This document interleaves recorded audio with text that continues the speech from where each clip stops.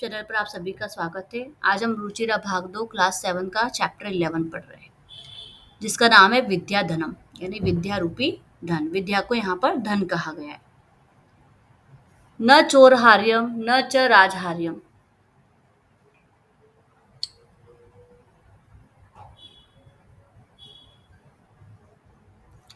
न भातृभाज्यम न च भारकारी, व्यय कृते वर्धते एव नित्यम, विद्या धनम सर्वधन प्रधानम। अब यहाँ पर क्या बताया गया? न चोरहार्यम न च राजहार्यम, यानी कि विद्या रूपी जो धन है वो ना चोरों के द्वारा चुराया जा सकता है, ना उसे राजा द्वारा छीना जा सकता है, ना उसका भाइयों में बंटवारा हो सकता है, ना ही उसका कोई वजन होता है ना, और ना ही वह व्यय करने पर कभी भी खर्च होता है। विद्या धनम सर्वधनम प्रधानम, है ना। और यह खर्च करने पर क्या होता है? बढ़ता जाता है, खर्च नहीं होता है बल्कि क्या होता है? और बढ़ता है। इसलिए कहा गया है कि विद्या रूपी जो धन है वो सभी धनों में क्या है? प्रधान है। विद्या नाम नरस्य रूपम अधिकम प्रच्छन्न गुप्तम धनम, विद्या ही मनुष्य का वास्तविक सौंदर्य है और यह उसका एक गुप्त धन है।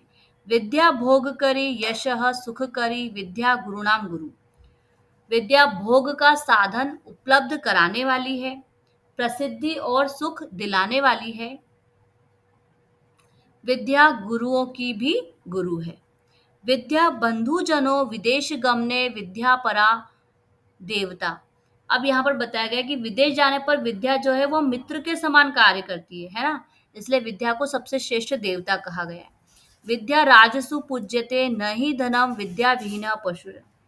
विद्या राजाओं में विद्या पूजी जाती है, ना कि धन, यानी कि राजा जो होते हैं वो किसको पूजते हैं? विद्या को, ना कि धन को। विद्या के बिना मनुष्य का जीवन जो है वो पशु के समान है। केयूरा न विभूषयन्ति पुरुषम, हारा न चंद्रोज्वला। अब केयूरा का मतलब होता है बाजूबंद। यहाँ पर बताया गया है कि जो केयूर नाम का आभूषण यानी बाजूबंद जो है वो मनुष्य को ना बाजूबंद, ना चंद्रमा के समान उज्जवल हार, न स्नानम न विलेपन, ना तो स्नान और ना ही सुगंधित लेप, न कुसुमम यानी ना फूल, नालंकृता मूर्धजा, न सजाए हुए बाल सुशोभित करते हैं। वाण्य का समलं करोति पुरुषम या संस्कृता धारते, यानी बताया गया है कि एक वाणी पुरुषों को अलंकृत करती है ना। वाणी जो है वो पुरुषों को अलंकृत करती है, यानी सजाती है, जो संस्कार धारण किए हुए हो, है ना। एक संस्कार युक्त वाणी ही मनुष्य को अलंकृत करती है। अब यह लिखा है शीयंते खली भूषणानि, यानी सारे आभूषण जो है वो नष्ट हो जाते। सततम वाग भूषणम भूषणम, परंतु वाणी रूपी आभूषण जो है वो हमेशा शाश्वत रहता है, हमेशा साथ रहता है।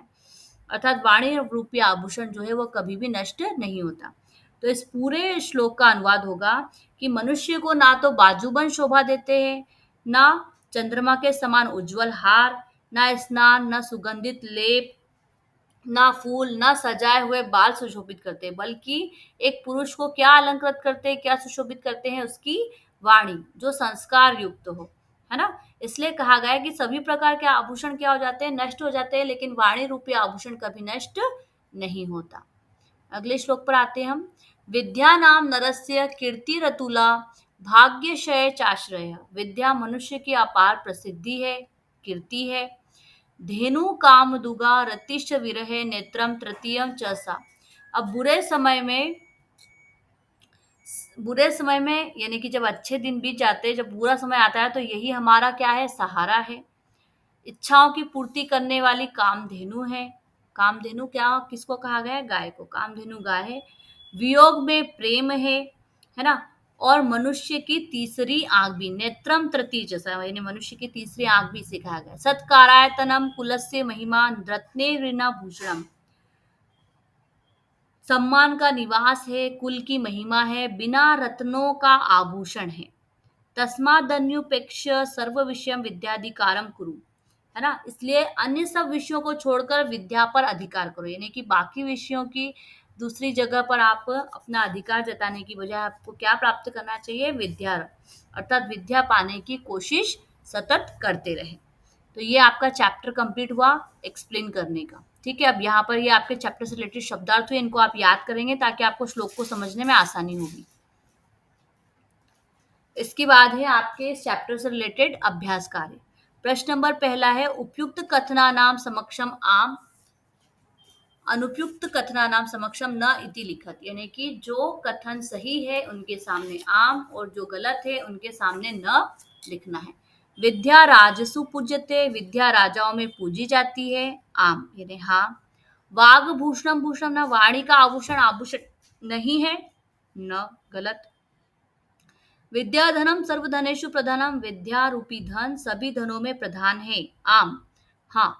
विदेश गमने विद्या बंधु जन न भवति, विदेश जाते समय विद्या जो है हमारी मित्र के समान कार्य नहीं करती है, गलत न। सर्व विहाय विद्याधिकारम कुरु, यानी सब कुछ छोड़कर विद्या पर अधिकार करो, आम सही। अब यहाँ पर अगला जो प्रश्न है इसमें लिखा है, अधोलिखित पदानाम लिंगम विभक्ति वचनच लिखत, यहाँ पर जो पद दिए गए इनके लिंग विभक्ति और वचन लिखना है। तो नरस्य में जो है पुल्लिंग है, षष्ठी विभक्ति है और एक वचन है। गुरुनाम में पुल्लिंग है, षष्ठी विभक्ति बहुवचन। केयूरा में भी पुल्लिंग है, प्रथमा विभक्ति है और बहुवचन है। कीर्तिम में स्त्रीलिंग है, द्वितीय विभक्ति एक वचनम। भूषणानी में नपुंसक लिंग है, प्रथमा विभक्ति है और बहुवचन में। अगला जो प्रश्न है यहाँ पर श्लोक दिए गए हैं और श्लोक का उचित मिलान करना है आपको।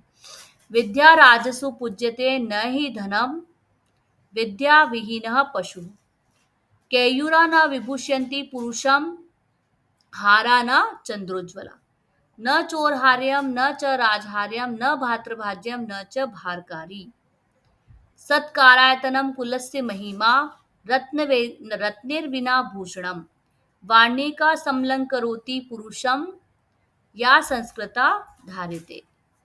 इसके बाद आते हैं आपके एक पदेन के प्रश्न उत्तर। प्रश्न नंबर पहला है, कह पशु, कौन पशु है? तो विद्या विहीना, मतलब जिसके पास विद्या नहीं है वो क्या है, पशु के समान है। का भोग करी, क्या भोग करने लायक है, विद्या। के पुरुषम न विभूषयन्ति, क्या पुरुषों को शोभित नहीं करते, केयूरा यानी बाजूबंद। का एका पुरुषम संलंकरोति, क्या एक पुरुष को अलंकृत करती है, वाणी। कानी शीयन्ते, क्या नष्ट हो जाते हैं, भूषणानी यानी आभूषण।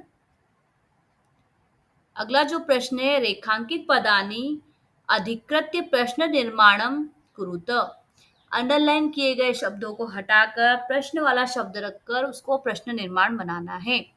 विद्या विहीनः नरः पशु अस्ति, तो नरः को हटाकर हम लगा देंगे कह। विद्या विहीनः कौन पशु अस्ति, है ना, कौन पशु होता है विद्या के, जिसके पास विद्या नहीं हो वो कौन होता है, तो वो नरः। विद्या राजसु पूज्यते, विद्या राजसु पूज्य, यहाँ विद्या के नीचे अंडरलाइन है तो इसको हटाएंगे तो यहाँ लग जाएगा का, का राजसु पूज्यते, कौन राजाओं में पूजे जाते हैं। चंद्रोज्ज्वला हारा पुरुषम न अलंकृति, है ना, चंद्र का माँ के समान उज्जवल हार पुरुषों को अलंकृत नहीं करते हैं। हारा के नीचे अंडरलाइन है, इसको हटाएंगे और लगा देंगे के पुरुषम न अलंकृति, कौन पुरुषों को चंद्रमा के समान हार कौन अलंकृत नहीं करते। पिता हिते नियुक्ते, पिता जो है वो हित के लिए नियुक्त होते हैं, तो पिता हटाकर लगा देंगे कह। ठीक है, फिर विद्या धनम सर्वधनम प्रधानम, धन अस्ति, विद्या धन सभी धनों में प्रधान धन है।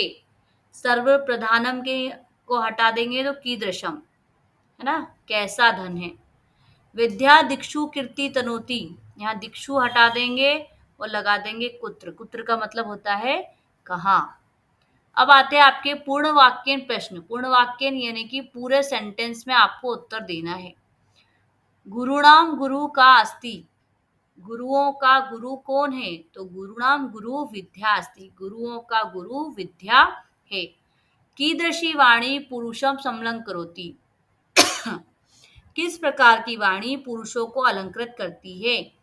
संस्कृता वाणी यानी संस्कार से युक्त, संस्कृता वाणी पुरुषम समलंकरोति, संस्कार से युक्त वाणी पुरुषों को अलंकृत करती है। व्यय कृते किम वर्धते, व्यय करने पर, खर्च करने पर क्या बढ़ता है? तो व्यय कृते विद्या धनम वर्धते, खर्च करने पर विद्या रूपी धन बढ़ता है। भाग्यशय आश्रय कह, तो आ जाएगा भाग्यशय आश्रय विद्या, यानी भाग्य के नष्ट हो जाने पर क्या आश्रय है? तो भाग्य के नष्ट हो जाने पर हमारा आश्रय है विद्या। ठीक है, ये थे आपके पूर्ण वाक्य वाले प्रश्नोत्तर। इसके बाद आपका अगला क्वेश्चन है मंजूषात पुल्लिंग स्त्रीलिंग नपुंसकलिंग चित्वा लिखत, यानी आपके हेल्प बॉक्स में कुछ पद दिए गए हैं जो पुल्लिंग स्त्रीलिंग और नपुंसकलिंग के, तो उनको आपको अलग अलग करके अलग अलग कॉलम में लिखना है।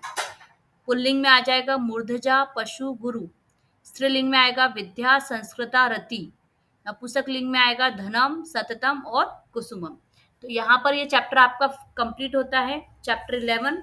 इस चैप्टर से रिलेटेड जो भी आपके क्वेश्चन है वो आप कमेंट्स बॉक्स में जरूर पूछें, हम उसके उत्तर जरूर देंगे।